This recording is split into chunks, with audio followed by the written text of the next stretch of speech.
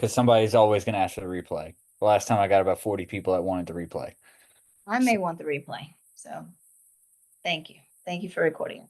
yeah. So I guess like talk to us a little bit, Amber, because you like you said, this involves your 9 to 5, but clearly you weren't gravitated towards that initially, right? You tried wholesaling. I'm guessing you probably got that advice from people inside the community, and you ended up finding your lane anyway. Yeah. So originally I just wanted to invest and make money. So, and not just for money's sake. I joke a lot because let me see if I can do this, but I have the Monopoly man behind me. I always like to say I'm not all about the money, and then ironically, I have this guy with money falling down the sky behind me. But I started because I just realized that I had to make a change in my life. So a few things. I loved dividend investing and cryptocurrency, and just like I was always geared towards just investments. And I saw I had this belief that real estate was far out, like I couldn't do real estate investing until I had enough money to be a real estate investor. And then YouTube really led me to my real estate journey. It took me through a rabbit hole of just realizing that I could do more in real estate. I saw Pace Morby on a podcast and some other people on a podcast. And I was like, you know what, I can do that, and I can do that now. And coming out of the pandemic, I was delivering food as a part-time job. I mean, I work for the government, and it's a good job, and I'm super grateful and thankful for everything that I have in my life, but including my job. But it just I needed more, so I was like, man, I need a part-time job to really supplement my income. And so when I thought about being able to invest and get more money, I was like, I think I can do this. And I think that you have to have that belief system. You have to just go for it, take imperfect action, and believe that, if you're not changing your life for the better, that it's your fault. Like I totally believe that. I believe that, and I think we all grow up with belief system of just work as hard as you can and make as much as you can, and then at the end of the day, you pay your bills, you set some aside for retirement, and you're good. But for me, I just needed more than that. There's a lot of personal things that I've been through in my personal life and also with my family. I lost my dad last year, and that was hard. I saw how he did all the right things. He um, worked his 9 to 5 and retired from Lockheed Martin, which is a really good job. And he had Social Security on top of that. But his end of life care was subpar in terms of our healthcare system. And I have some health challenges, and I just thought I can't, it was just me taking care of my dad. And I was like, this can't be me. So I think that led me into I've got to do bigger and better things. And also, like, I just want to make an impact. It's not really about the money, but I want to make an impact in the community. And so when I realized that you can get into real estate, there's so many things you can do in real estate. And I realized that I didn't like wholesaling. I was like, I got to figure something else out. I am a sucker for a sales funnel. So I got funneled right down the Gator funnel, which is fantastic because it's been one of the best communities for sure. So I joined Gator, and it really resonated with me to be able to lean into the money space because that's something I know, it's something I'm comfortable with.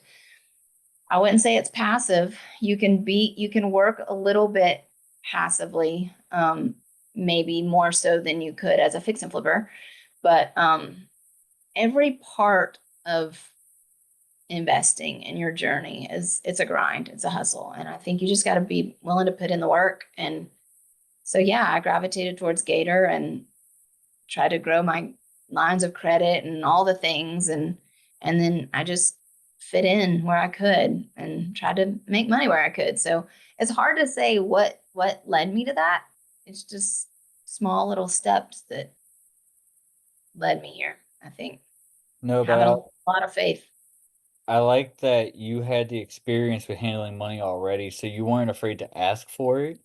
Because that's a big thing. I think that terrifies like most people is the fact that they have to actually physically ask. Like hey Amber, I have a deal. Would you be willing to lend 70K on this? Like that's not an easy thing to, you have to muster up a certain level of courage to ask people for that.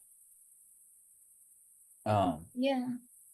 I didn't have any real estate experience when I joined. What I did have though was I had business experience, and kind of like you and I were talking about last night or a couple nights ago, I knew based on the activities what avatars I should and shouldn't gravitate towards because I knew that like I'm not calling sellers all day long. I don't have the temperament for that.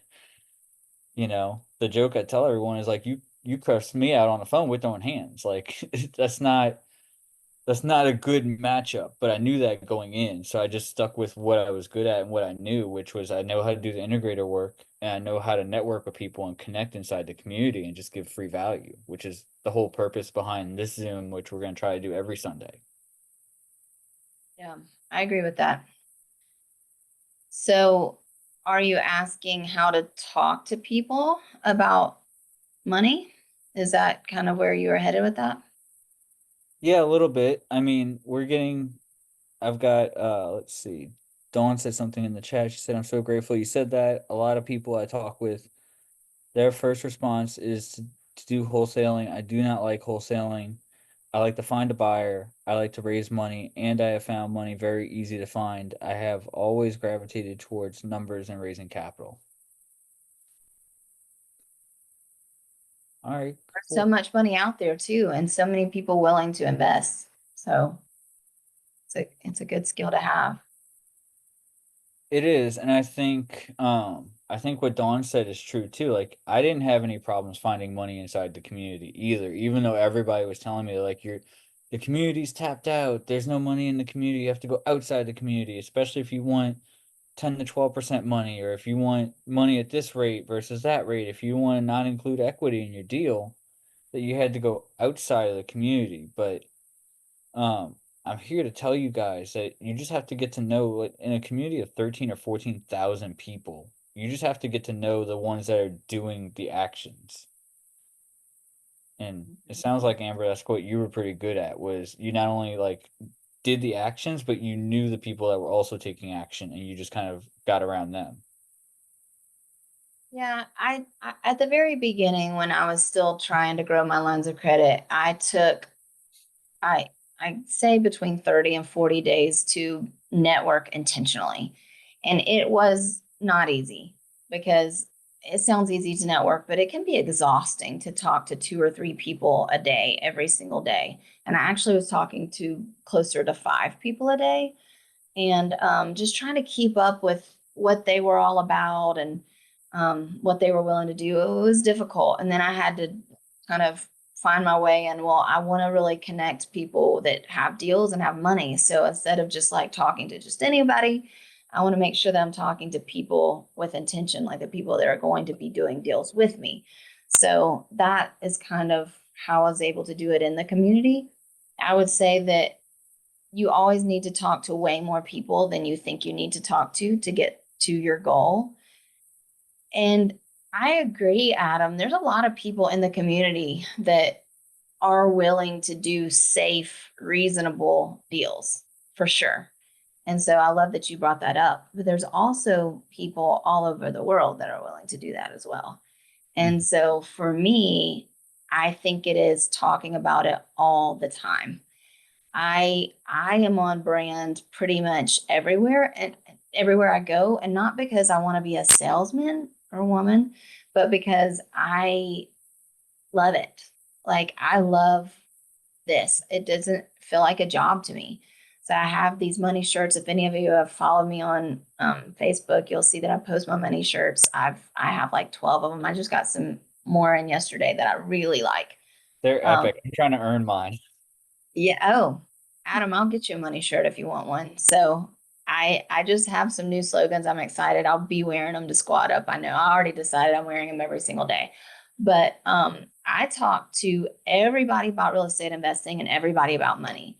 The last two people that I got to invest in my deal, one of them is not hasn't invested yet, but they were Uber drivers And I talk with my Uber drivers about investing, and one of them happened to be a real estate agent and is now sending me off market properties, which I can send to other people, including these insane multifamily deals that are awesome.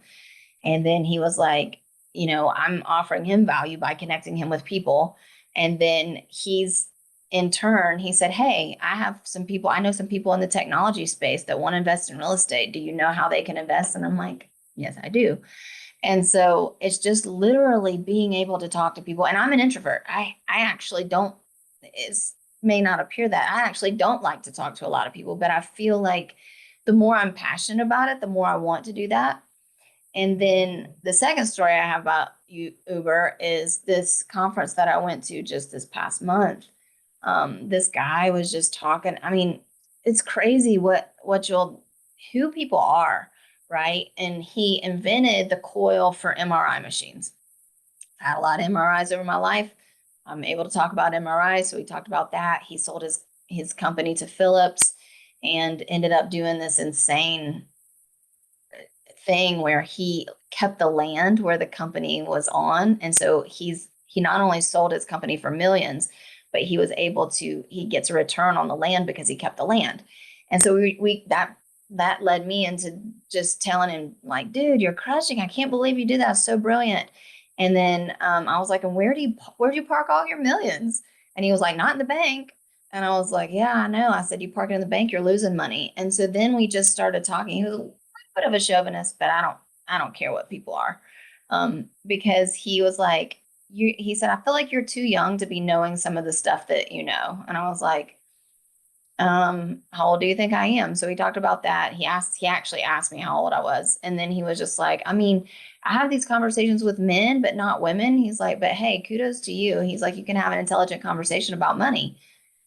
Little dagger to the heart, just a bit, but as long as you don't get offended by things, then I continue the conversation. His name's Keith. He's texted me multiple times, and I think he's going to start investing in some of my deals. So what I'm saying is, be on brand all the time, network everywhere you go, and I guess don't get offended by people who think you shouldn't know what you know. But yeah, and be You, passionate about it. People love passion. you've probably had a similar experience to what I had, which is like, because I'm newer into capital raising than you are. But as soon as I started telling people, like, yeah, bro, we're just locking people up and they're getting 12 to 15% of their money, like, there's there's a snap judgment that happens there, and people are all of a sudden they're like, oh shit, wait, I need to hear what he has to say. Because people totally outside the community that have no idea what we do, what we're doing, who we're doing it with, what any of the acronyms mean, if you tell them you can get them 12 to 15% annualized, they're like, fuck, dude, I'm in. Like I'm getting 6 to 8% on between bonds and stocks and whatever else they have in their Fidelity account or their Roth IRA or what have you. So I imagine you probably got a lot of interest, like almost accidentally, just mentioning it. Yeah, I like to, my favorite thing, and I'm sorry for some of you who've heard me say this because some of the stuff I repeat it, but it's my story, so I repeat the same things over and over.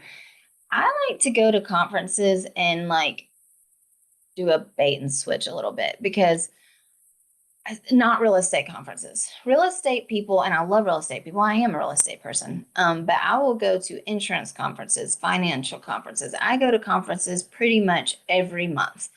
And I went to one just recently, and I always make sure I sign up for the networking events. Sometimes that means paying a little bit more to be VIP if it makes sense. I'm not going to, you know, give an arm and a leg to be VIP, but if it makes sense for the networking, I generally, so this one was one about a self-directed IRA, and they were talking, it wasn't the label self-directed, but they were talking about IRAs and financial freedom. And at the networking lunch, I was just like, I don't know why I'm wasting my money to come here. And they were like, what? And I was like, I mean, they're talking about getting you consistent 12% returns. I was like, I get 15 to 18% with my money like right now. So this probably was a waste of time. And I was like, but I think for some people it's good, and for it's certainly a learning experience, and some people have to start somewhere. Then I didn't say anything else, right? By the few minutes later, they're like, what do you do? And I'm like, invest in real estate. And they're like, oh, probably couldn't do that. And I'm like, well, I did it. I didn't have anything. I was delivering food last year. Now I'm able to lend on real estate deals. And so then you just drop little snippets, and you draw them in, make them ask you questions. So you're not really selling them. They're begging to be a part of what you're a part of. And if they're at a conference where they're wanting to do something with their self-directed IRA anyway, then that's an easy, they're already curious people. So you're creating curiosity, just by doing that. And even if you don't turn them into lenders or funding partners, you've met somebody else who, number one, has a self-directed IRA, who you can probably talk to later, who will, it's all about building trust. You've built connections. I think every connection's a good connection. So maybe we'll end up doing deals together. Maybe we won't. Maybe they'll help me. I want to buy businesses. Maybe they'll help me do that. Like, there's so many people with so many skill sets, whether they have money or not money. My avenue and my vehicle is to talk about money. But also, just like the Uber driver, now he's sending off market properties to me that I'm able to send to other people. I'm not even taking a connector fee or anything. I'm just providing value. And because I'm hooking him up with other people, he's like, hey, I know people with money. Like, people inherently want to help each other. And I love so if every reciprocity. single thing's not monetized, then just have conversations, go to in-person events, go to your meetups. I mean, there are so many people who want to do deals, and there are so many people you can help. And I think real estate is one of the safest investments out there. The stock market's a gamble. Everything you invest in is a gamble. So why not something that's backed by something real? I agree. Let's go ahead. Todd, go ahead and unmute yourself, buddy. What you got? Hey guys, thanks for putting this on a Sunday afternoon. Amber, I'm interested to know, how did you pick Bridger and Black Card? Did you look at any of the other uh, fun people that are teaching and mentoring in that space as well? And I'd be interested to see how you landed on them. Yep. I talked to, and I don't know where this recording's going, so I just want to say they're all good. I did have it was a tough choice for me. I talked to Hunter Thompson's people. I Yeah, talked to Brad, Blazer. can't think, Blazer's people. Yeah. Yeah, Um, yeah. No and so, alternative, agenda here. I'm just really because I'm looking at that same thing right now. mhm. um, I actually asked them separate questions, like about each other. So I asked Hunter Thompson's people, for instance, like, why is your mastermind better? What do you have that other people don't? Right. And they were like, well, we talk about raising capital. We can help you learn how to raise capital better than anybody else. Um, Brad's team, I didn't really, I just didn't, it wasn't my vibe.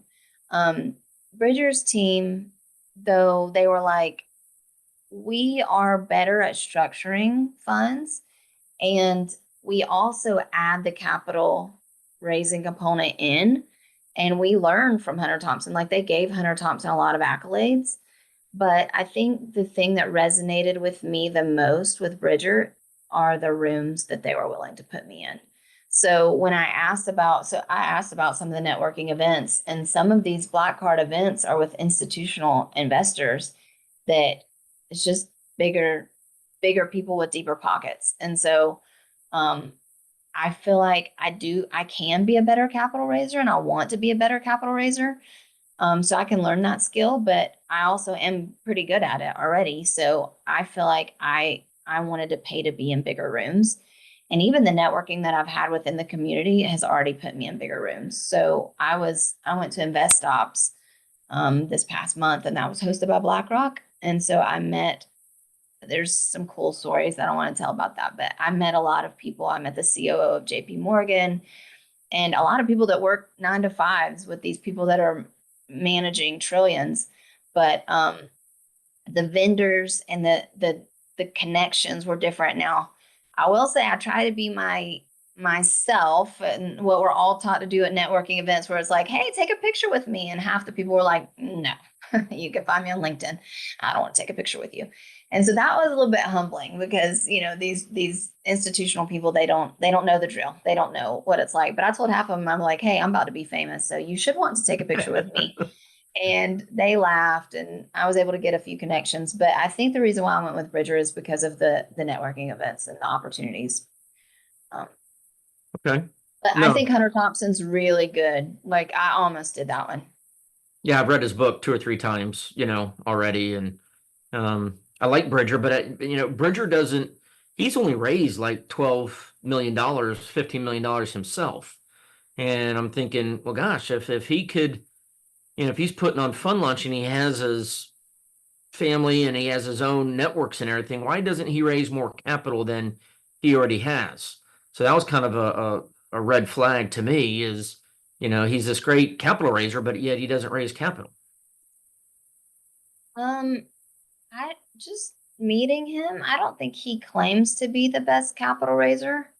I think he likes managing funds and teaching other people how to manage funds. I mean, his whole mastermind is a whole business in itself.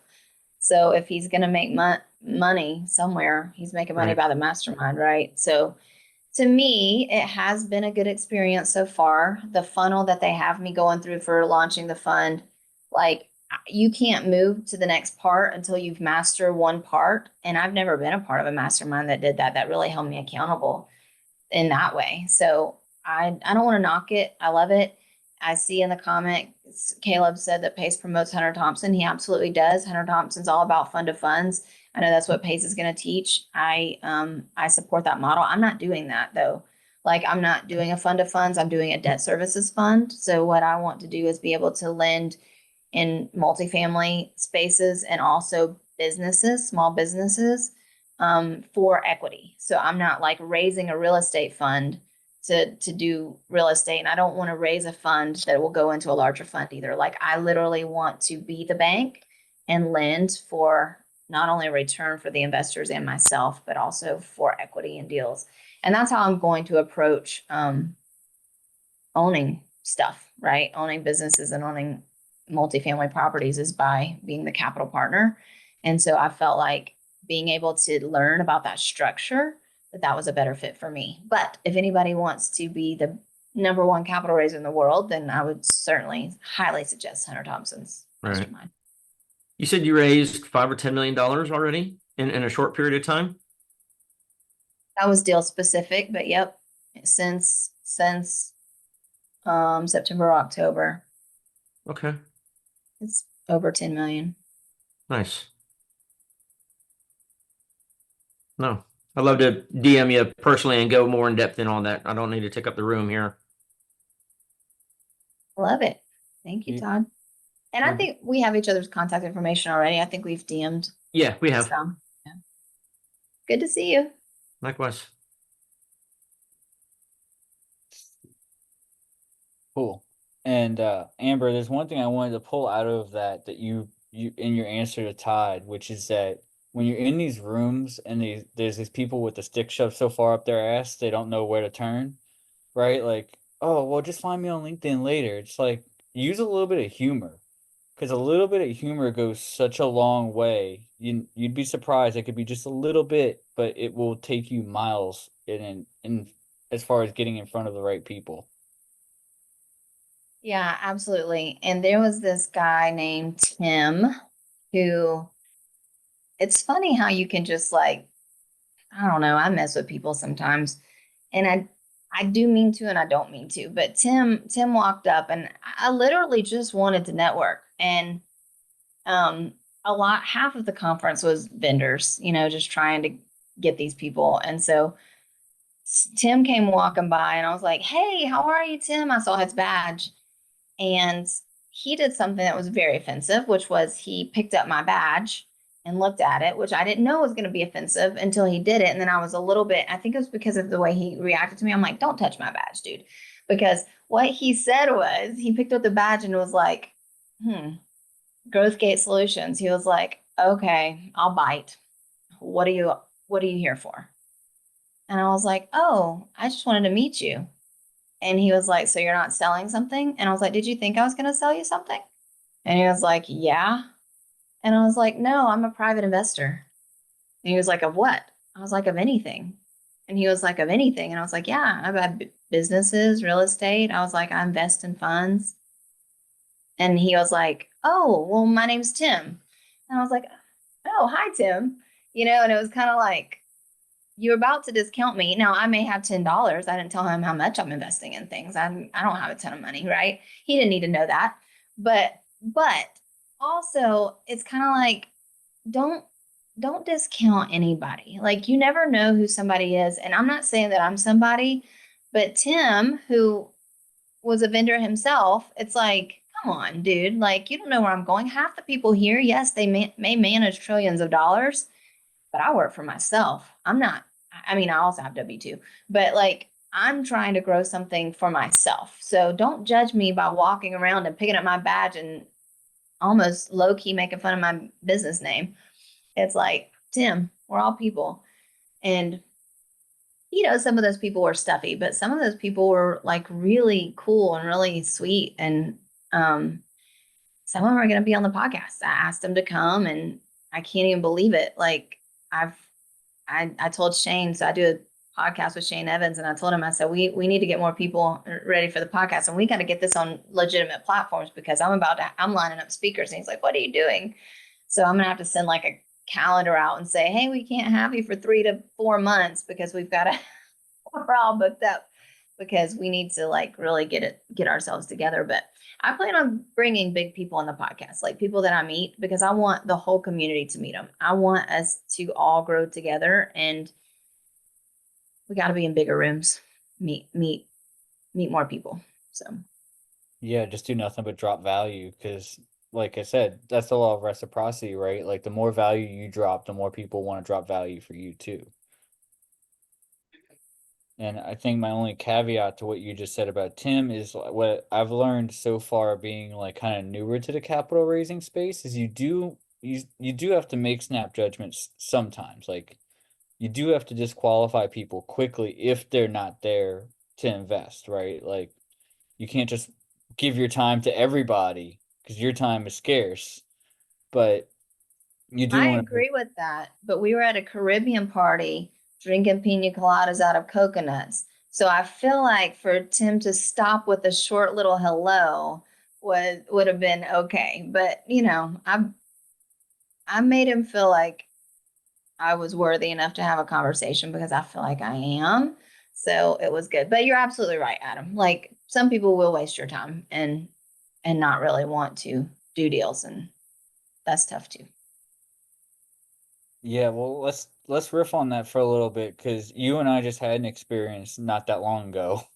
And we're not gonna say anything that would divulge who it is, but like I've seen this wasn't the first time I've seen it in the community where people like they do go in as connectors or they market themselves as either being the end borrower or as being the PML, and they're neither. They're they're connectors trying to daisy chain.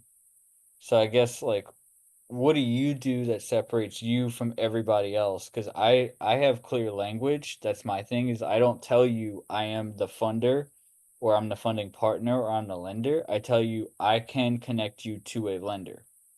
Like I use very specific language.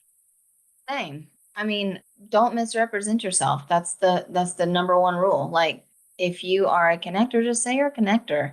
And if it's going to be a long daisy chain, I'm not into that. I don't want to, like, I have actively removed myself from deals by saying, oh, I didn't know we were in a daisy chain. I'm a connector. I'll get out. I do happen to have borrowers and lenders in my network. So generally, if I'm going to be a connector, I'm going to bring one or the other to the table. But yeah, there's a lot of people who are just they say they can, like somebody told me the other day, they can fund the whole deal, and they don't even know anybody with money. They connected me with somebody else who connected me with somebody else, and 7 people deep, I'm like, does anybody have money? Like, are we just like, why would you do that? So yeah, we've been a part of some daisy chains for sure. Yeah, and it doesn't take long before you get wrapped up in a daisy chain and just knowing what to look for. Like, I had a guy, he sent me a deal, and it was like basically 11th hour funding at this point, right? Like COE's end of the week. He sends this to me on like a Monday or Tuesday night. I'm laying in bed staring at the ceiling, texting him at like 12:30 at night, trying to figure out what PMLs would I send this deal to if it's a good deal, and I'll vet it in the morning. So I'm asking him questions, and he goes, "Oh, well, the borrower can file for an extension for an extra week." And I was like, "Oh, that's it. Like, hold on. You told me you were the borrower. Your name is all over this motherfucking package. Like, why in the fuck am I talking to you if you're not the borrower?" And I just told him, I said, "Dude, I'm out. I'm sorry. Like, I'm not gonna help you. I have no direct contact to the end borrower. I have no direct contact. I don't even know how many people are in this daisy chain. There's no telling." Mhm. Yeah, it's frustrating for sure. I usually, if so, I have a borrower that I work with, and I work with her all the time.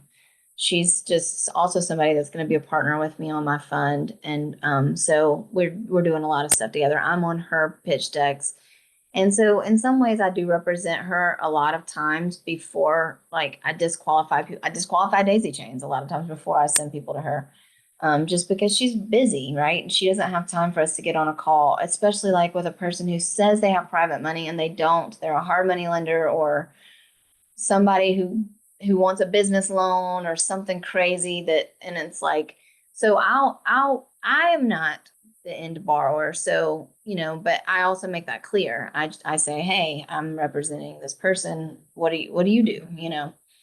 I think just being honest and transparent is extremely important. Like it goes a long way to building trust with people. And we all need to have trust in any of these deals, because deals can go up, they can go down. And so you start the beginning of a relationship based on a lie or misrepresentation, why would you how would it go if something went wrong later on? You know what I mean? So I think it's important to represent yourself with integrity. Yeah, Cassandra, I wasn't gonna call you out, but you called yourself out in the chat on this one. Um, so Cassandra and I had a little brief exchange, and I misread her comment. She said that she wanted to help.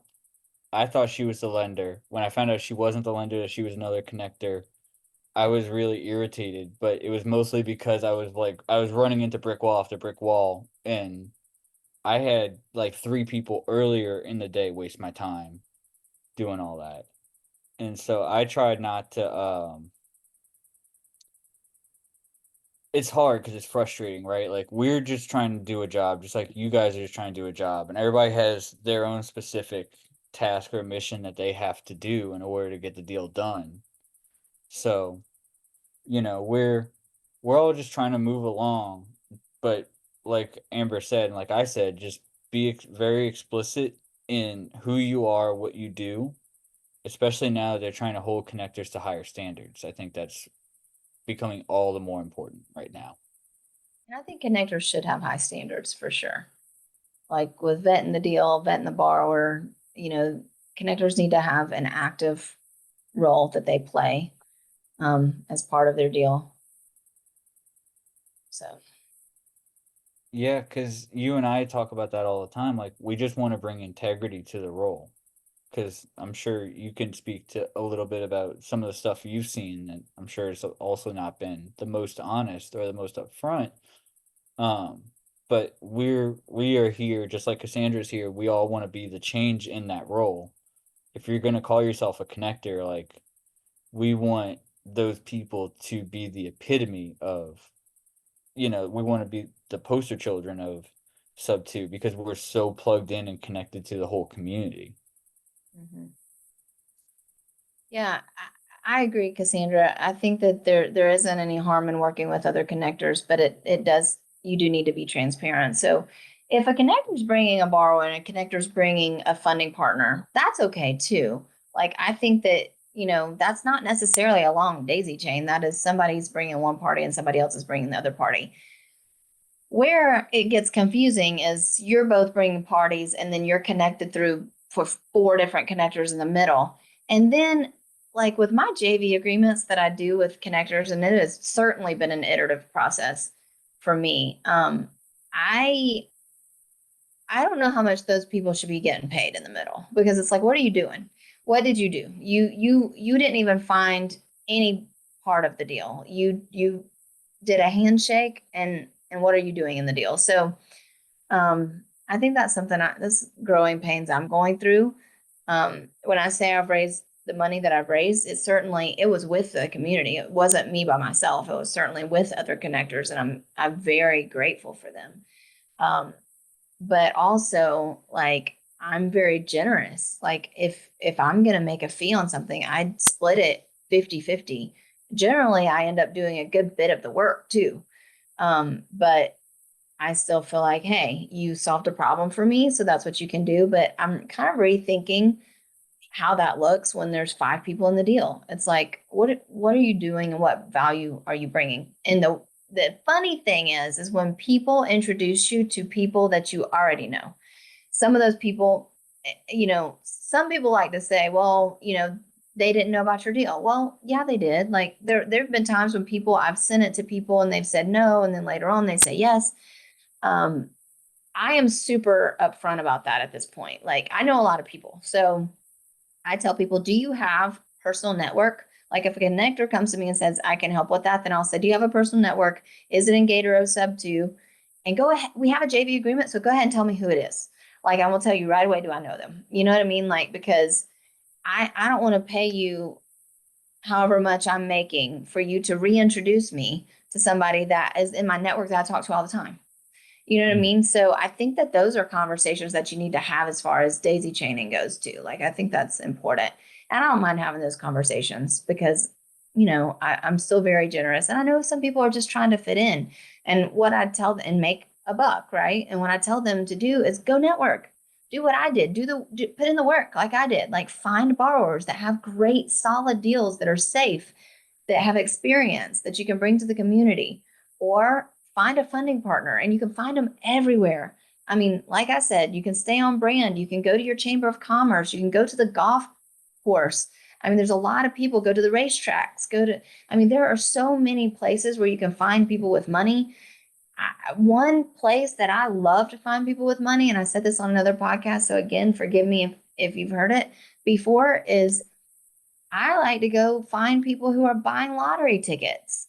Like, those people are already willing to gamble, and yeah, they're wanting money, but it's like I walk right up to them and I say, "Hey, do you like gambling?" And they laugh. They are doing it, and I'm like, "What do what are you trying to get here? What if I could tell you, for a certain fee, you could make $20,000 this year?" And they'd be like, how? And when I tell them they can invest, it's sometimes a little bit about education. They say, well, I don't have any money to invest. And I was like, I didn't either. I grew my lines of credit. You know what I mean? Like, I did that. And I can tell you how to do it. I can tell you how to get money. There's money everywhere. There's money everywhere. And if you have a business, you have money. And it may take you a few months, may take you a few weeks, but you can have money, and you can have legitimate money coming in. So yeah, talking about it everywhere. You can find people, but go and do the hard work that I did to find. I have a network of, I have probably $10+ million in my CRM of people that say they can do deals right now. Now, that doesn't mean they're going to do my deals, because some of them say, I only want to lend for 3 months, I only want to lend for 6 months, whatever. But I put in the hard work in order to have those people in my CRM. So do that. Or, like I said, go find a good borrower that's doing safe deals that are experienced, and then you bring value as a connector. You bring somebody to the table, you vet the deal, you learn how to do it. You're not just snatching somebody's post off of Facebook and then depositing it somewhere else with somebody that I already know. I don't think that's necessarily, you're not operating in good faith in some ways. You're just taking somebody else's hard work. So I did more of the latter. An operator found me, and he was already partnered up with 2 other operators, and they're running the co-living model, and they're killing it. And he was like, hey, I need a connector. I need somebody that can raise funds for me. So we did a raise successfully. It's now in escrow. Escrow should close any day now. Um, but like you said, he found me and he was like, he marketed himself to me as I'm a safe operator, and everything that I did to check him on the backside verified that. So now he's just sending me deals. But the one thing I want to warn you guys about is if you do want to get in the connector space, like as soon as I said I successfully did a raise, everybody sent me a deal. And most of them weren't deals. Most of them are not good. And a lot of times we have to almost like sit down with people and tell them, like, I have more questions than I have answers on this borrower package you sent me. Like, we need to make this better because I don't feel comfortable putting my name on this when it goes to a PML because I'm the one that's going to get yelled at. Well, and you have a lot of responsibility for doing that too. So it's important to make sure that the deals are good, and it's important to know how to vet them. I'm not the best underwriter. I know how to vet borrowers really well. I do background checks. I do all of that. But when it comes to underwriting, if it's particularly hard, like I like people to have comps and then I check out their comps. But a lot of times I'll pull somebody else in to help me with underwriting. Yeah, and that's another important JV that I have. I have JVs with people that just want to do underwriting, you know? And to Cass's point earlier, like, yeah, working with other connectors isn't bad. Her and I had a good chat. We talked for like an hour and a half. Like, I would totally do a JV with Cass now. We just had to have that conversation, like Amber said a little while ago, and we had to kind of hammer out those details. We did realize we know a lot of the same people, but we do know a few people that we don't share in common. So we're always working to build each other's networks up. Yeah, I love Cassandra. So good to see you. Yeah, her and Van are going back and forth. Raising capital and connecting deals is a conveyor belt. So many hats to wear. It See you is. later, Todd. She made a really good point. She said raising capital and connecting deals is a conveyor belt. So many hats to wear. It's all of the hats, and I feel like that's why it's probably really good for people like me that came from the small business world. Because I'm used to wearing every hat. Like I'm near equal skilled integrator and I'm near equal skilled integrator and visionary, not because I wanted to be, but because I had to be.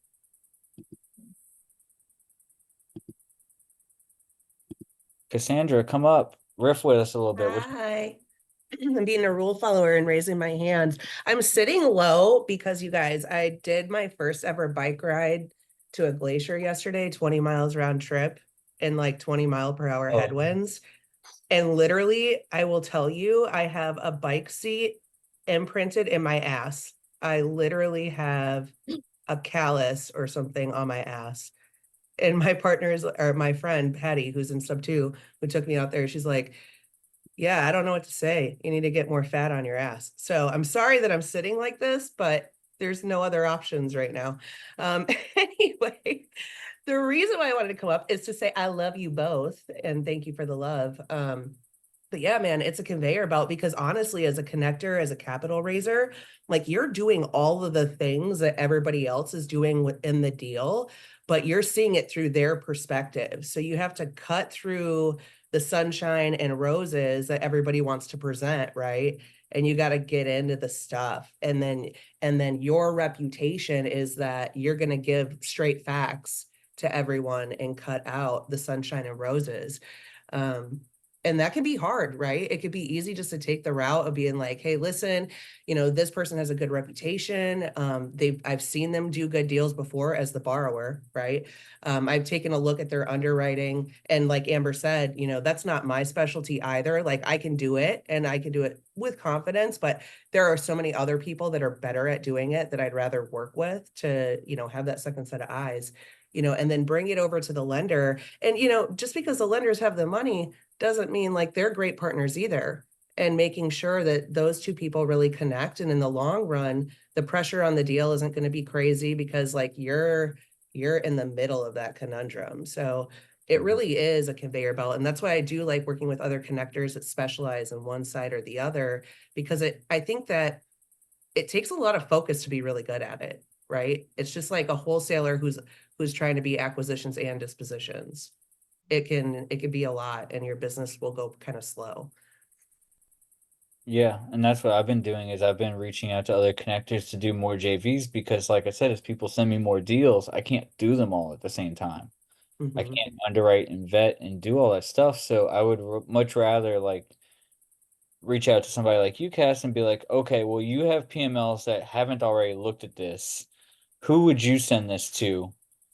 And then, I'll send you a JV, you sign it, right? That way you and I are tied to this. You're not just giving me your PML name so I can be like, haha, I can cut Cass out of this. I'm gonna go around her. Like that's not how that works.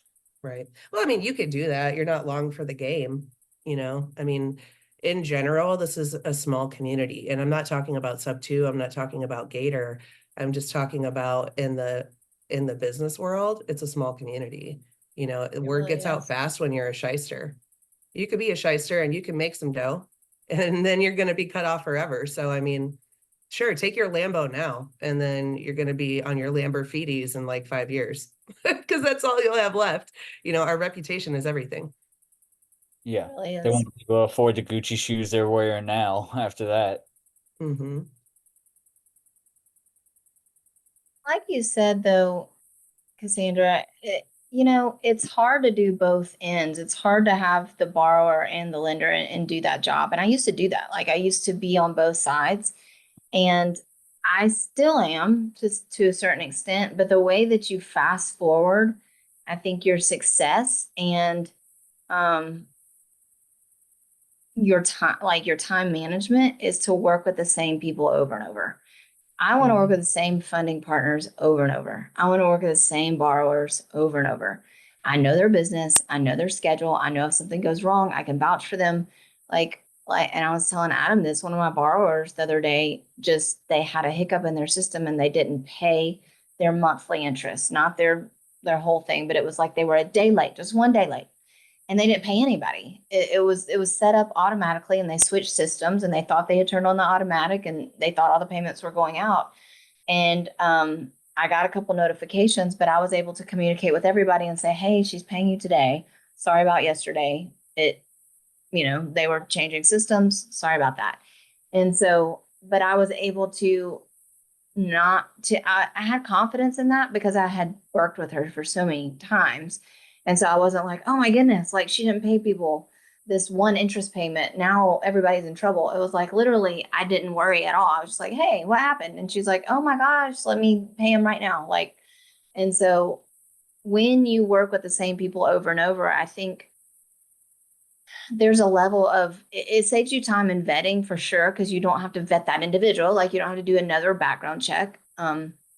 Unless it's been a long period of time. But you also can speak to them and remain in the deal a little bit better. Like who they are, and you can fix problems. Like I like to say I'm Olivia Pope sometimes. Sometimes you're managing people, and you can Hmm. manage them better when you know them and you've done multiple deals with them. And I like having the same partners. There's some, I will say this, and it's a little bit risky, but I'm gonna go ahead and say it anyway. There's things that we're taught in the community, right? Like everything goes to escrow. If you don't have a lien on the property, blah blah blah. Well, I have a particular lender that borrower that does single family, multifamily, and we have worked with the same funding partners over and over and over and over. And now she's moving into rental arbitrage, and she's doing it internationally. She's doing it in Mexico and Dubai and everywhere else. And she came to me and she was like, are you going to be able to raise capital for my rental arbitrage? And I was like, probably not, because there's not going to be a lien on the property. You don't own it. And she was like, I mean, I can personally guarantee him I can give cross collateral on other properties because she has other single family properties. And I was like, well, maybe with the cross collateral. She presented me 5 deals, and I just reached out to the people that had already been repaid by her before, and those deals were funded in 10 minutes. And she was like, I thought you said we may not be able to do it.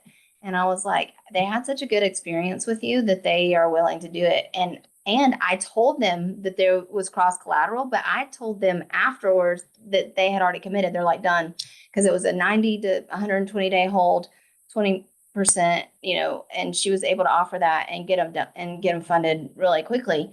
And I was impressed myself because I was like, oh, people I'm glad they like you, but this is a relationship business. Like this goes against everything. Like they don't even know you're offering cross collateral and they're willing to give you their money. Yeah. Those are the kind of people I want to work with. Those are the kind of borrowers that I want to work with, where people are like, I believe in the vision. And it was a small raise, right? It was between 14,000 and 30,000. But where we're going to move from now, because she's going to do that over and over, she said, well, I only want you to pitch this to people who will be in my longer term deals. Like if they'll be in one of my multifamily properties, if they'll be in one of my single family deals, that's the people that I want to come in the arbitrage, because they already know me. And because these are short lens that everybody wants. And so these are the people we're going to offer them to. So it's more of a curated experience, and it's exclusive, and it's fun to be a part of that. It's fun to be like, you're the only person getting these deals. And giving them the treats after the meat, right? You can't have any pudding until you eat your meat. And sorry, Adam, I don't mean to bust in on your host here, but that's really important that you said that. And I think it's really important too, is like, especially if you're just getting into this game, whether you're on the borrower side or the lender side, what Amber said there was super important. It's hard when you're new to be picky, right? Because you just want to get a deal done. And what because I'm still new in this space, I actually took a different route and went through life insurance so that I could start helping people leverage their money and build relationships with lenders through that. But nonetheless, like having that upfront conversation of like, hey, I want to see your live deals. Hey, I want to see what you think about these live deals, but I don't necessarily expect to fund them right now. Like this is just let's get to know each other, because you want to be in Amber's position where you're not looking at every Tom, Dick, and Harry's deal and scrambling to fund it.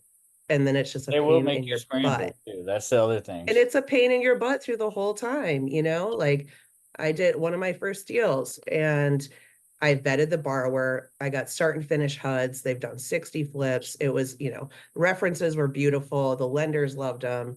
And now he's late, right? And he's been communicating with me, but now he's starting to communicate with me less. So I'm literally going to track this MFer down. You know what I'm saying? Like if I have to fly to Indiana myself and make sure this happens. But, this was the start of a relationship for us and he didn't do a very good job. So it sucks for him because he's going to lose out on a lot of funding. Right. But he wasn't the one. You know what I mean? And it was because I wanted to do a deal, to be 100% honest. Now, I actually told the lender to back away from it after I found out a couple of things. I was like, you know what? This might not be the right deal. And here's why. And the lender was like, you know what? I feel good enough about this deal. I feel good enough about the numbers. I like their references. Let's just do it. And I'm like, okay, but I still don't like this. And I should have honestly, like when those red flags popped up, I should have been like, no, unless you do XYZ to protect yourself, I'm out. Like, I'm not going to be a part of it. You take it and run. I don't want anything to do with that shit.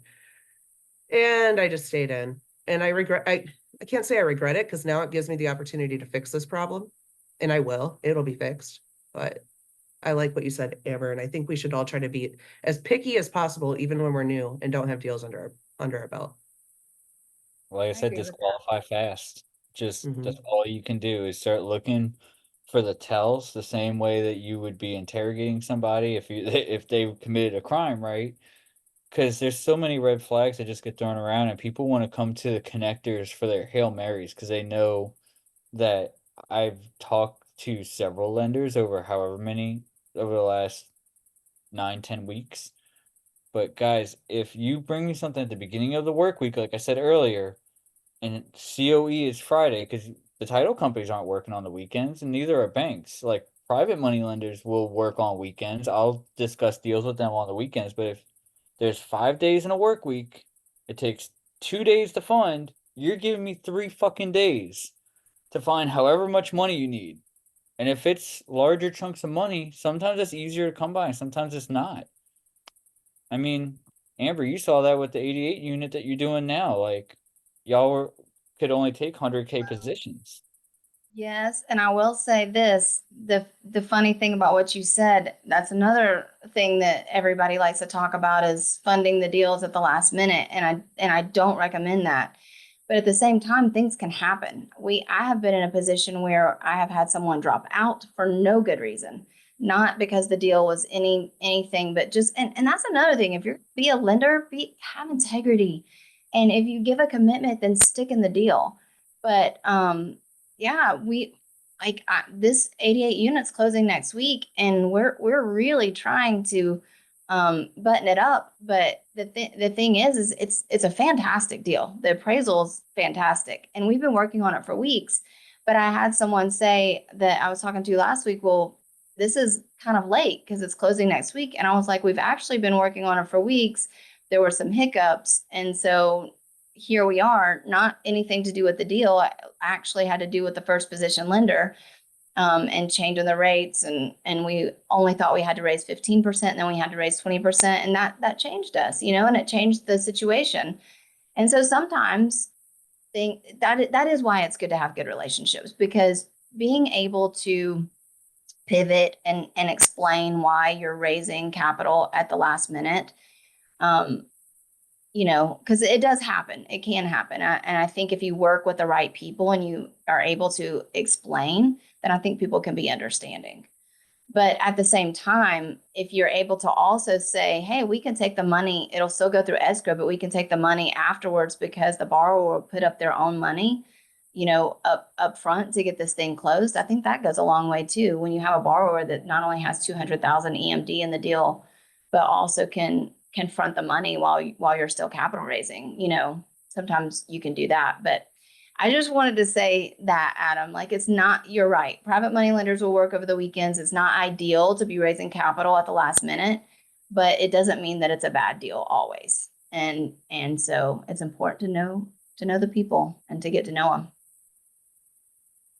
And Cass, to your point earlier about being a connector, being a conveyor belt, my question to you would be, do you find that you have some integrator qualities?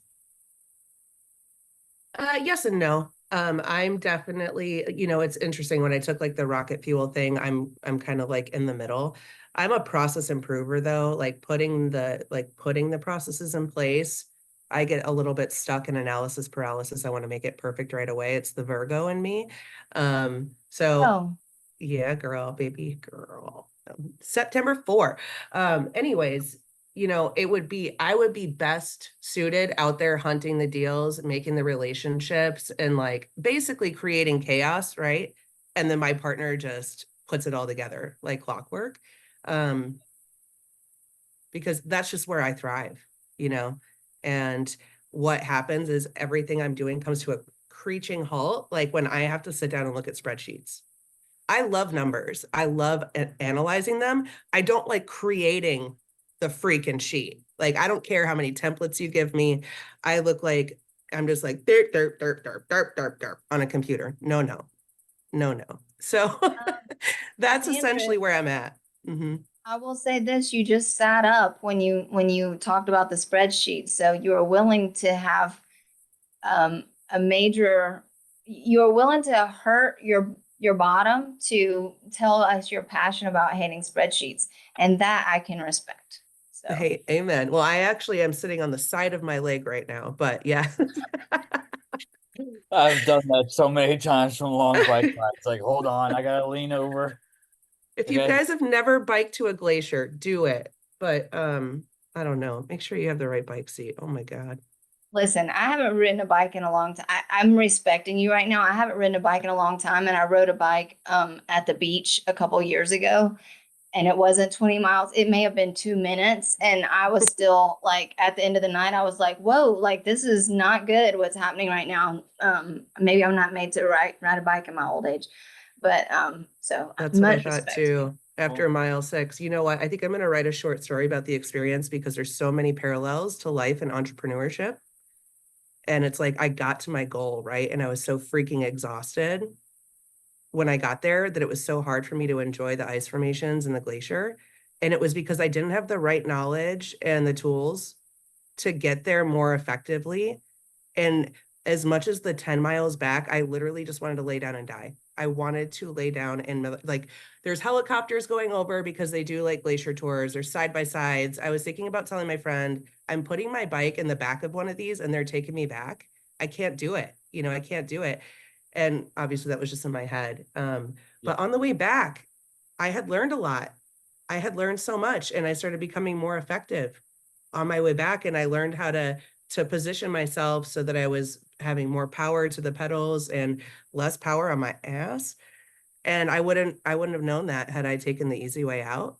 But yeah, I think I'm gonna write that story and share it with everybody because it was kind of profound. I wish you would have texted me. I'm probably the only entrepreneur you ever met that made money on a bike before. Like doing Grubhub. I was a pedicab operator for years. Oh yeah, that's Mm. awesome. So we had our own systems, processes, tools. The main thing that we did was we had pedals that locked into our shoes because we had the special shoes. So that way you got power on the down cycle and the up cycle. And yeah, you don't sit down the whole time either. Yeah. It's hilarious. Yeah, I wasn't fit. Like we tried to fit me for the bike, like where my legs were when I was sitting on it, but that still didn't give me enough information to do it right. Plus, like I said, we were biking into like, I have a video of my friend trying to put her coat on. It had to be at least 20-mile-per-hour headwinds. It was like biking, it was like cycling on a stationary bike. It was It feels brutal. that way. It feels even more that way when you have 600 pounds in the back and you got a headwind. I bet. Because you're just sitting there and you're just like hammer down on one side, hammer down on the next side, and you just feel like you're just trudging through mud and snow. Like you just, it's 1 foot, 1 foot, 1 foot, 1 foot, and you're just doing this. Just Yeah. And I literally was going through ice and snow. and you, You yeah, know, so, but you're making the progress because, again, right? Like sometimes it's baby steps. mhm. Uh, but you just got to put 1 foot in front of the other. But the reason I asked you about the integrator stuff is because I find that that's what's helped me in the connector role. I enjoy like kind of managing people and wearing a bunch of hats. Like in a lot of ways, what I'm more doing is and building out a connector business is where do I need to send these deals to first? Right? Mhm. Like if I think this is going to be an easy close, I know Cass has some lenders lined up and they love doing second position on co-livings. By all means, I'm going to get a deal. I'm going to get the pitch deck in order. I'm going to send it straight to Cass. And just like if Amber comes to me and she's like, I need help raising for a multifamily, I have people that want to invest in multifamily. So I just look at it almost like a sorting hat. Like you're just trying to put the deals to the right people. And like Amber was saying earlier, create a curated experience. Yeah, 100%. Like a borrower and a lender, like the lender could have the money that the borrower needs and they might like the deal. But when it comes down to it, those two people don't speak the same language. They don't have the same expectations of how things should work. So either you as a connector are going to have to be that force that bridges them together and helps translate, or they're just not a right fit. Yeah. Yeah. And And some more of them aren't the right fit. I disqualified someone myself the other day, and because at the end of the day, you don't want to be a beggar. And I just have decided if they're going to not respect us in the deal. So what happened was we were talking about our deal, and they were talking about, well, what happens if you need to evict tenants? And we said, that Georgia's a landlord friendly state. Like if someone's not paying rent, we'll be able to evict. And they were like, but that's Fulton County. And we were like, yeah. And like the person interrupted us several times and said, well, I don't think you know what you're doing. Like eviction's harder than you know. And I was like, the borrower's done it. So, we know. And anyway, I'm from here. Like I was born and raised right here. So um, and then we got off the phone and I was talking with the borrower and I was like, let's not do it. Like, because that person said, I'll probably do it. Let me get back. And I was like, not that we think anything's going to go wrong, but if something goes wrong, this is not the person that we would be wanting to communicate with. If they're cutting us off and telling us we don't know what we're doing and you don't know what you're doing as an operator, they don't have faith in your deal, and we don't need that kind of money. And so I think to both of your points, like even if you're new, you should be picky. You should be wanting to do good business with good people, and that is going to get you deals if you want to be a connector. And I know everybody here is not a connector or necessarily doesn't want to be a connector, but if you do, that's going to get you deals faster than anybody else, is to have that integrity. And And don't work with somebody who's not experienced. That is my biggest tip. Do not do it. I know everybody has to start somewhere. I know everybody at some point has a deal that needs money and their very first deal, and we're all told don't use your own money. I disagree with that. I think that the first deal you do, it needs to be your own money, whether it's credit cards or whether it's a personal loan or whether you mortgage the house, whatever you do to hustle, that hustle and that grind to do your first deal is gonna make or break you. And it's going to make you a better investor. And then once you have experience, you can come back and say, this is what I did as an operator. And then that's the person that, as a private money lender myself, I would want to lend to. But if you're not experienced, you don't know. You don't know what you're doing, and you'll get there.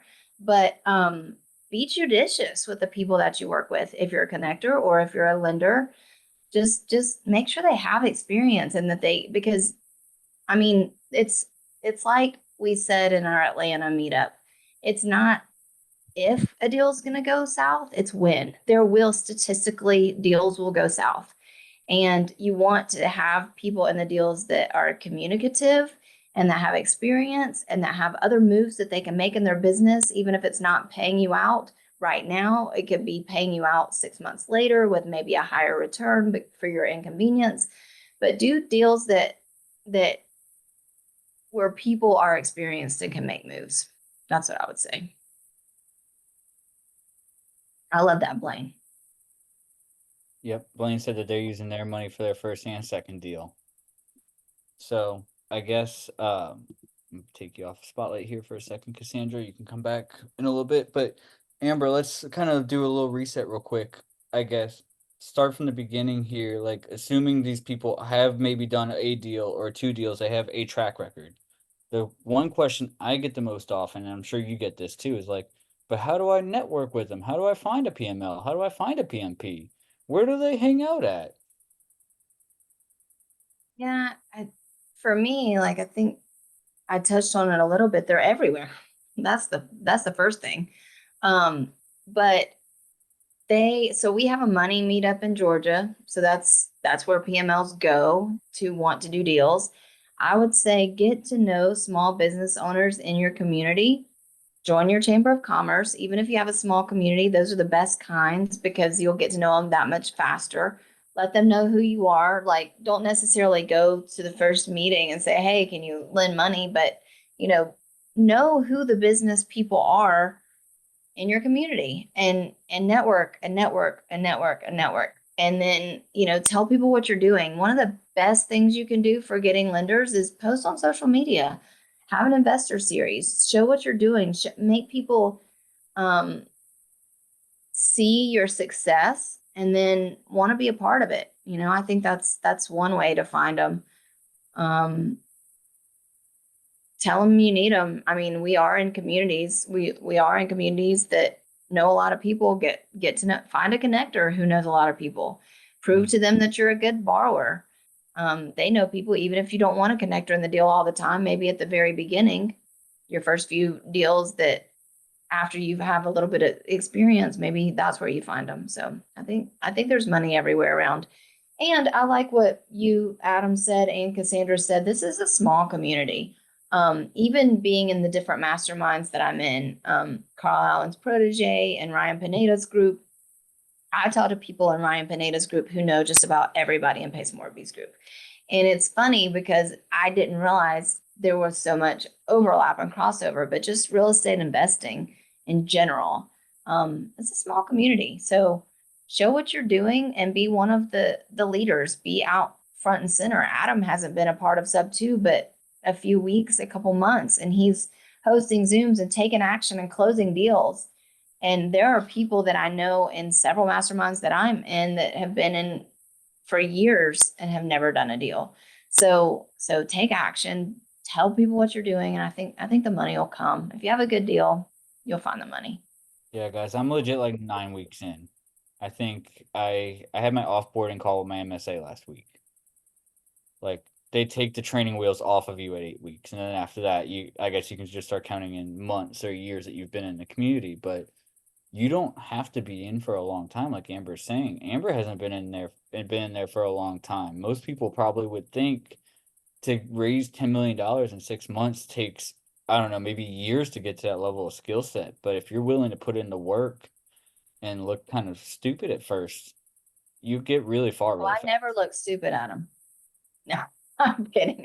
I I know totally you do. don't. You're too perfect for that. No, that was a joke. See, but again, right? Humor goes a long way, and but Amber does legitimately have that kind of. She's built that reputation from being in the community for so long, and being around the communities for so long. Because when I made one post, I we generated a whole bunch of interest for her 88 unit that's closing next week. Thank you, Adam. Hey, and if anybody wants to invest, we still have a couple spots open. So Yeah. love to throw that out there. But But literally, that's all I had to do was I said, Amber and Brittany are doing this one deal. I said, if anybody wants in, you should message me now because I have all the underwriting in my inbox. I can forward it to you. And every comment was, I love her. I love them. They're so amazing. Amber's the best. Brittany's the best. Like, people were coming out of the woodworks just to even start asking their network if they knew anybody that would be interested in investing in the deal because they don't want to see Amber and Brittany go south. that means a lot, Adam. I do appreciate that. I'm always humbled and grateful when anybody says that because I'm just a human. I'm just a regular person, and we all deserve accolades here and there. So if anyone gives them to me, then it really fills up my cup. So thank you for saying it. Words of affirmation are definitely my love language. So I appreciate you, Adam. But I will say I'm one of so many. Like this community is so fantastic. And I wouldn't have those accolades if I didn't build those relationships. And I feel the same way about those people. I don't know every single person that said that because I'm not in sub 2. I'm about to join, but I know I feel the same way about them because everybody I've done deals with exception for a couple people. I mean, now I'm friends with them. Like, it's like, what are you doing now? I want people to be lifted up and they want to lift me up. And it's a whole love bombs. Like we give love bombs to everybody. So, um, I love love. Amber, maybe let's stay on that point for a little bit because let's talk about how you and I got together, right? Like, I was new to the community. I didn't know anybody. I was just networking my way through and just getting up the steps. And Shane was somebody I really wanted to be like on his radar. I wanted to have his cell phone number and I wanted to text him. So I did the things that we were just talking about earlier. I was asking questions in the Facebook group. I was like, how do you monetize being a connector? How do I get in touch with these people? I got on a call with Jill Jensen. Jill gave me some really good advice. Shane gave me some really good advice. I got into Network to Net Worth, which obviously you and Shane host together, do your weekly podcast. But I mean, that's pretty much it. Like, I just kept adding value and showing up in the places where those people hung out at. And you posted about having the 88 unit. And I remember telling you, I was like, this is badass. This is stuff I want to be doing. And you ended up in my DMs and we were just going back and forth for forever. Mhm. Now we talk, what, a couple times a week? Couple times a week. I feel like we talk a couple times a day. But Probably at this point. yeah, at this point, yeah, I think that you find your people, right? It can feel big. Gator can feel big too. I think there's over 8,000 people in Gator. I don't know how many's in sub 2 now, but it's a lot of people. A lot of people aren't doing a lot though. Like I'll scroll through the member list and I'm like, I don't know these people, but they never post. I like to stay a top contributor just because, I think the algorithm pushes it up. And then, yeah, I do try to meet as many people as I can. I will say I had to disable my Calendly because it got too much. And I do have a W-2, so I'm not networking as much as I used to. I will host group Zooms, kind of like what Adam's doing, and talk to people one-on-one, especially new people. I want them to feel loved and supported. But now I think I'm talking in circles. I forgot. Yeah. So yeah, we met through Shane. We met through Network to Net Worth, and come join Network to Net Worth. I'm trying to bring in other people from other masterminds too. I'm actively inviting people from all of the masterminds I'm in, because I think as Pace teaches zero down, and I know a lot of you want to buy businesses, like I'm in a business buying group. Like I think we can grow our network without everybody having to spend $10,000 to $30,000 for another mastermind. So if that kind of what we're doing in that group is curating an experience where we can just bring other people in our network and like have a big networking party there. So if you join that, that would be really awesome. Not for me, but just for yourself, because we're hoping to do that. But yeah, Adam, you did it. I mean, you took action, and here you are just closing deals. And so kudos to you. I mean, 9 weeks being in a community and already making money, that's nothing to sneeze at. That's congratulations. You're crushing it. So I appreciate it, Amber. I tell everybody the same thing. I'm like, I'm just a human too. I don't really feel like I'm all that special. And if y'all want me to be perfectly transparent with y'all, I doubted the value I brought to the community when I first joined, because I was like, I'm not getting on the phones. I'm not door knocking. I'm not doing the activities. I'm not wholesaling. And there's plenty of people that they came in and they got their first wholesale deal, and that looks super attractive when you first join, but you don't know the context behind all that. Like, they could have been a wholesaler for years prior, joined sub 2, and then got another wholesale deal 2 weeks into sub 2, and it looks fantastic to you because you have the rose glasses on, right? You're looking at it, you're saying, man, this guy's only been in sub 2 for 2 weeks and he just got his first wholesale deal. Like, what am I doing wrong? And the answer is you're not doing anything wrong. You're right where you need to be. Um, so just put yourself out there, drop some free value. I did a little bit of integrator work for people. That was kind of how I got my foot in the door with a lot of people. That was actually one of the things that Shane and I discussed, because Shane was going to go into a partnership with me, and I was going to be his full-time integrator. And I still don't know how that would have played out between me, you, and Shane, but you remember I texted you one day. I was like, jokes on Shane, even if we don't end up being partners, like we're all doing deals together one way or another. yeah, it's true. And just to add to that, if and I'm not trying to convert anybody, but if you don't have a lot of time and you're not making money, you literally can be a passive private money lender. And it's the same thing that I tell people at the grocery store that are buying lottery tickets. If you have a good credit score, you can get a line of credit. If you don't have a good credit score, fix your credit and then get a line of credit. Get a business, get an LLC, get a line of credit, and invest. I have been able to turn some people into just private investors just by actively talking to them. And I've only been in Gator for less than a year, almost a year at this point. But I see those people and they're making $40 to $50 to $60,000 a year. And that's more than some people who have a couple properties under their belt who are trying to cash flow. So everybody can grow a business line of credit if you have a good credit score. Everybody can do that. And you don't have to have some major program to do it. I can tell you what works for me. I did pay to do it, but you don't actually have to do that. You do not. You can and you don't have to go through the PCS route either. And you don't have to have a paydex score. You literally just can personally guarantee a credit card at first, get your business line, start small. Chase and Amex are the best ones. But if you don't have a good enough credit, then don't start with Chase. Start with something else. Build that line of credit. Show that you're credit worthy. Within 6 months to a year, you can literally have between $200,000 and $1 million in a line of credit. And if you're able to lend that out to safe deals, I mean, at 10, 15, 20% returns, that is phenomenal. You can be making $20,000 to $100,000 a year in passive income just by lending money. And so if that is something that you want to do, I'm telling you, you can do that. You can do that, and you should land on Amber's deals.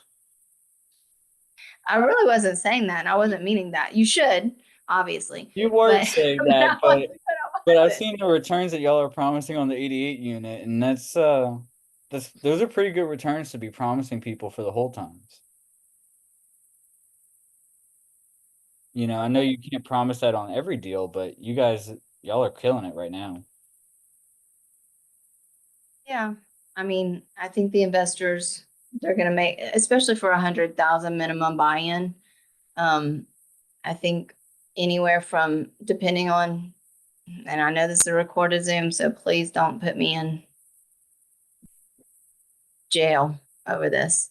But between 12 up to, I mean, you can make anywhere from 20% to 40% between 12 and 24 months. And that's pretty good. I mean, if you lend 100,000 to be able to get $40,000 back, is pretty good.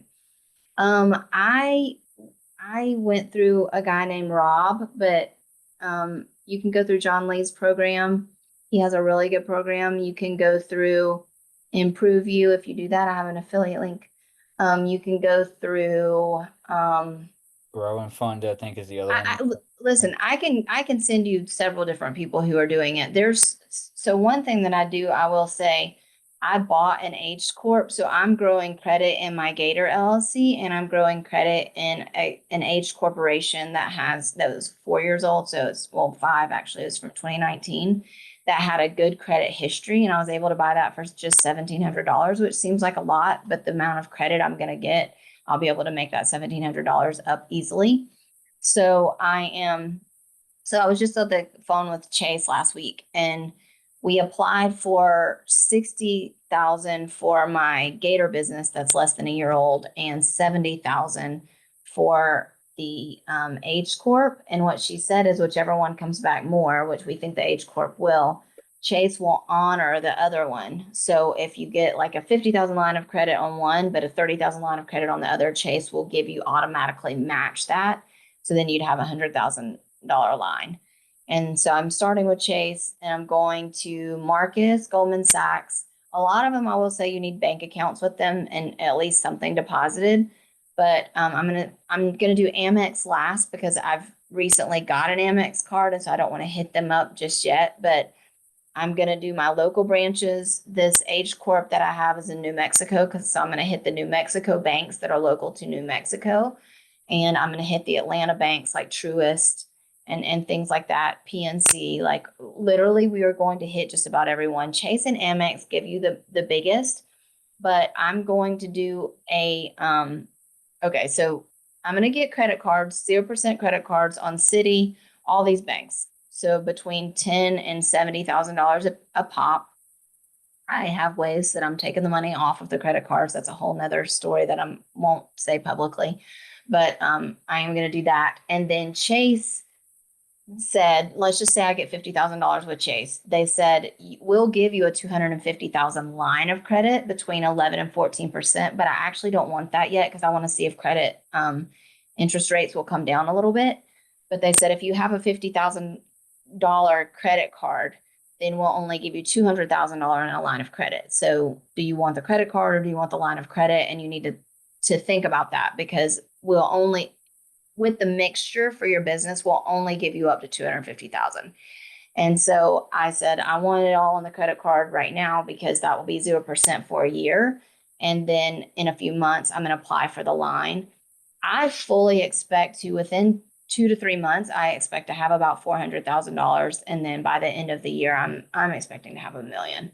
My credit score is really great though. And I think you need to have a good personal credit score and credit profile. So you need to have 5 to 10 accounts, whether that's credit cards. It's also revolving accounts like a car note or a personal loan, like things that you're paying that they can see that you're paying actively, a mortgage, things like that. Like I can give you a lot of tips of what a personal profile looks like, which you can go ahead and start fixing if that's what you need to do.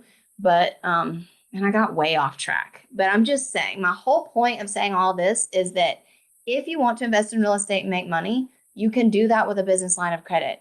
Pace is about to open so many opportunities to be able to do like his fund of funds, like a lot of stuff with, even if you're not in Gator, you're going to have this opportunity. So all of you should really think about having a line of credit so that you can take advantage of some of this stuff, just so you can get passive income. That some of the stuff that's coming in Gator 6, 7, 8, like it's mind blowing. And if you can have a line of credit and have disposable cash to just be able to do some of the stuff, you're going to position yourself in a great way. So Lynn had a question for you. She said, after you get your first, what do you think about using the funds from your first one to buy an aged one? Yeah, I think that's fine. Don't buy it from anybody. Like, you need to do your due diligence. You don't want to buy an aged corporation that didn't file their taxes. And so now you're stuck owing back taxes. Like, you literally do need to vet it. So I'm not saying just go in blindly and buy an aged corporation, but it also needs to be able to have some sort of marketing or consulting, or, you know, the banking code that you would need for lending. So do your own due diligence. Don't just, you know, listen to some stranger named Amber on a Zoom. But yeah, I totally wanted to build two business lines of credit at the same time. And once I do that, I also have I have an LLC for buying assets that I have no assets in, but I'm also going to build lines of credit there. They won't be as big for sure, because it's, you know, about buying assets, and my bank code's going to be different. But even if I got like 50,000 to 100,000, I mean, I plan on rolling my money over and over and over and over, and also funding my own deals. Like, I want to be a private money partner where I'm funding deals for equity. So I have, in addition to just building the fund, like, part of my strategy is to be a PML and a PMP, because I think that it's just a way to roll over money and make extra money. So Lynn also made the point to say that this Zoom is for informational purposes only, so Amber doesn't wind up in jail. yes, this is for informational purposes only. Amber will not wind up in jail. I wouldn't be able to tolerate that. In fact, you might need to edit some stuff, Adam. Or for education purposes, as they say on the gram. Flash that above. Like, this is for educational, informational purposes. Yeah. Nothing to be taken too seriously here. But I'm really just telling you what I did. I'm not trying to talk anybody into doing anything. Maybe I probably said the wrong thing, so I'm sorry, but I'm literally talking about my own experience. So Don says, I help people as well, but my company, because I started investing the wrong way using my own credit, then I learned how to build my business credit, and I can help. Awesome. Don, you're the person to know then. You need to be coming up here saying what I'm saying. Talk to Dawn, everybody. She can help you. she can come up if she'd like to. I don't know if she wants to. Like, she's smiling. She's like, "Oh shit, I'm getting called out." No, I actually, because I am so brand new and I have talked to Cassandra once before, and has been super helpful. But I just came on here to kind of learn some more. I'm brand new. I think I'm like 3 weeks in, but I have had a bad experience with using my own money to do flips, and, you know, got in a bad situation and was able to build my credit. So I appreciate that you're sharing that as well, because I think people miss the importance of doing that, Amber. So thank you for saying that. And two, I'm very, I love numbers and I love raising money. I actually find it very easy. I don't know why. It was like the easiest thing when I first started. And so I got into looking into like the syndication and all the things, and I just found it super intense and very expensive. Or at least the avenues that I was going through was like $17,000 just to start something. So I'm like, okay, well, maybe there's another way. And then I heard about Gator, and then I heard about transactional coordinator. So is that your title? You were TC? Transactional coordinator, right? No. Not I'm quite. not a TC. No? Okay. So did you start a fund? You paid the whatever 17, 20,000, whatever it is, and you're starting a fund? Yeah, so Bridger's program's $30,000, but we paid an extra $4,000 to have 3 GPs. So we are in the process of writing our thesis and making our pitch, and then but it includes legal fees, and legal fees can be anywhere from my own research from like 7,000 to 40, 50, upwards to $100,000 to start a fund. So that's another thing I liked about that program, is that it includes the legal fees. There are some fees you still have to pay for filing, for sure. So I'm not saying that you just get, once you join, like it's all taken care of. So just make sure you have some operating expenses. But yeah, splitting $34,000 between 3 people is better than paying for it yourself. So, and you're going to need partners on the fund. Right. So I just, like, I want to get there at some point, but what would you suggest to kind of get started? Like, Adam, you just started, what, like 8 weeks ago? Like, how did you start to build that? I started basically, I just started where I was. I knew what value I had, and I knew the people that I knew the job that I wanted to do because I knew the activities I wanted to do. Right? Being a connector is great for me because I'm not on the phone with buyers and sellers. I'm not on the phones with agents. I'm on the phone with sub two students like yourself. So a lot of people like you that have only been in for a week, 2 weeks, 3 weeks, they see that I have like even the mildest form of of success, and they're like, I want to know what you did, and I will give you all the value. Like I'm not afraid to give you the entire roadmap, you know, on a call just between the two of us because I know that most people won't do it and they won't be successful and they're not going to put in the work. But for the 1 or 2 or 3 people that do exactly what I tell them to do, they're going to come back and they're going to look for the next round of homework, or they're going to look for the next big thing to go tackle, you know? Like I spent 50 minutes on the phone with a sub 2 student before this call, almost a whole hour, just teaching him how to write Facebook posts to get better engagement in the group. Because he posts something, he gets like 2 likes. And he's like, I can't figure out why I'm stuck. And okay, slow down, breathe. Like, I won't.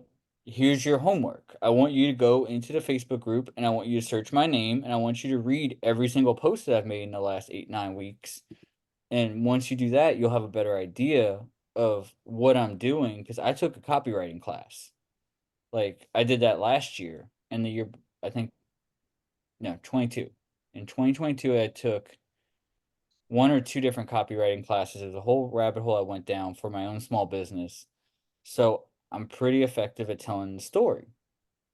And that's the only thing I do is I just lay out in my posts how I'm telling the story. That's how we got the engagement we got for Amber's deal. So start where you are. And the hardest part is actually kind of doing that level of self-assessment, right? That's right here in the very beginning to figure out where exactly you are and what value you have that you can add to the community. But I can promise you that if you just start adding value, people will just start gravitating towards you because they're going to ask you for help and they're going to say, hey, Dawn, you seem to know a lot about this thing, whatever this thing is. And maybe it is capital raising, right? Like maybe you and I need to have, helping build credit. yeah. Like if you can help people build credit, like you said in the post, I think business credit, that's a skill everybody needs. I needed it and I just paid for it. Make a post about that. Yeah, I did today because I think it was because of Cassandra. She said you need to tell people that and bring some value. So it took me a little bit. I think it took me like a week, maybe 2 weeks, because I just, trying to watch all the training and make some money at the same time and post and this and that. So it did take me a little bit, but I am learning, even by your posts today, Amber, it made me realize that oh shoot, I actually do have value already, that I can bring. And I didn't think of it in that way until you had said, oh, what was the loan? What did you call it? I made a post today. Not well, it wasn't today. I'm sorry, I read it today. Okay. And I actually Who put it, knows? I I'll put it make all kinds. in my post. Um, a loan sponsor. Like I didn't realize that was a thing, that I am able to do. So like there's a lot of things that I know, and that was one of the things that I really wanted to learn when I first started was what is my avatar? And I think Cassandra also told me, don't rush it, wait, just watch all the training and then eventually you'll get to that point. And because I think I do have a lot of knowledge. I just in a lot of different areas and I want to fine tune where I want to go. And this is what I'm most passionate about. So I think I need to stay in this lane and learn as much as I can through you guys and continue to stay in this lane. So thank you so much for doing this today. And what Thank I'll you for also do, coming. I'll drop my calendar and the link for anybody that wants to have a chat. We can have a chat in the sidebar. It's awesome.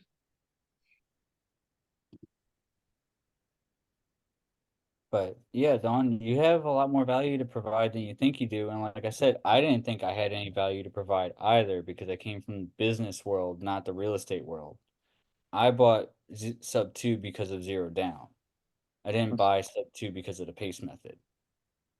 Now, I got in, I went through it all right away. I did the pace method, I did the underwriting class, I did zero down.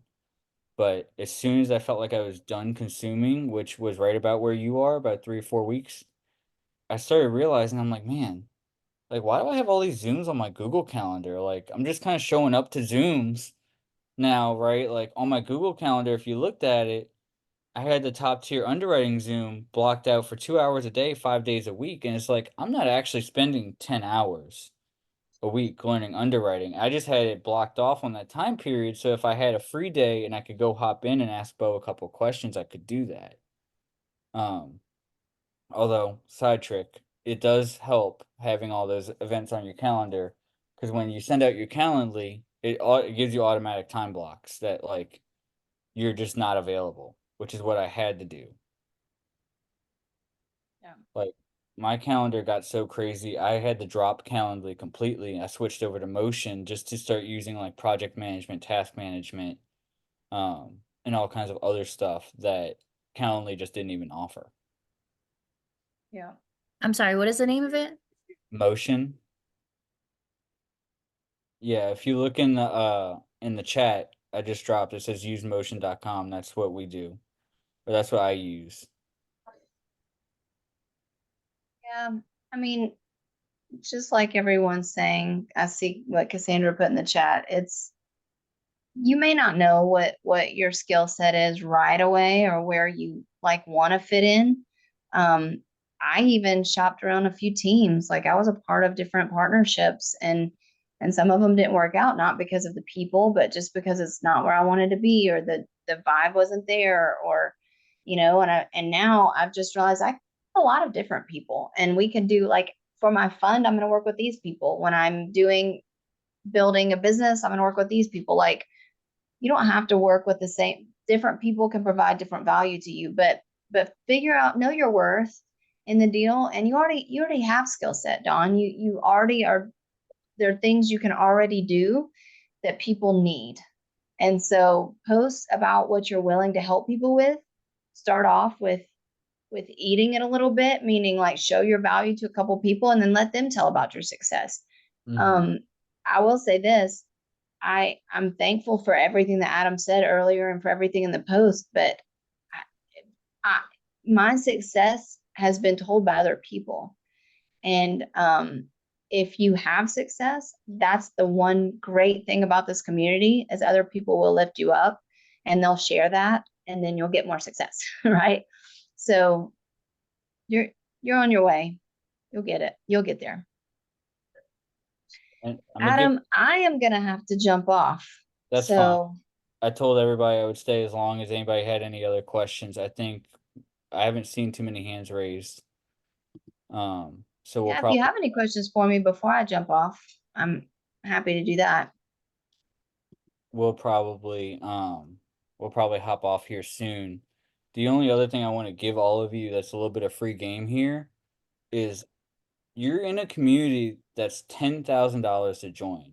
Not everybody even has the level of disposable income to join a community, whether you financed it at however many dollars a month or you paid the 10 up front.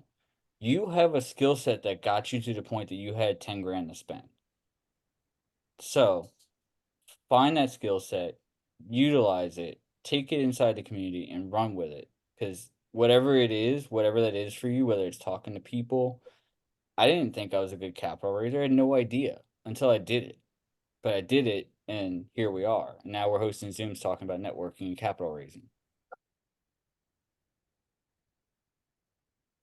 So, yeah, if anybody has any last minute questions, please, by all means, feel free to just unmute yourself, ask Amber, because I know, like I said, I did tell her that we had planned this for an hour and we're going on 2 here soon.